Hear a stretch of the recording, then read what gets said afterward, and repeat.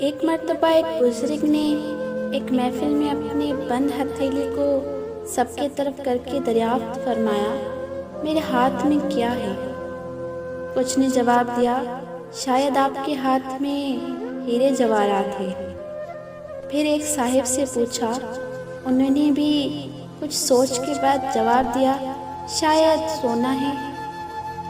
پھر پوچھنے پر ایک نے جواب دیا کہ آپ کے ہاتھ میں اگر ہیرے جواہرات نہیں اور سونا بھی نہیں تو یقیناً چاندی یا کوئی قیمتی چیز ہوگی۔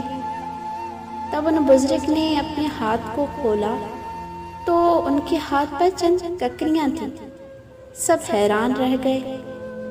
بزرگ نے ارشاد فرمایا، عورت کی مثال اس بند مٹھی کی طرح ہے، اگر وہ بند ہے یعنی با پردہ ہے تو ہیرے جواہرات، سونا چاندی اور اس کی بے شبہ قیمت ہے، لیکن اگر وہ مٹھی کی طرح کھل جائے، بے پردہ ہو جائے تو وہ بے وقت پتھر اور کنکریوں کی مانند ہے، جس کی کوئی عزت اور قیمت نہیں۔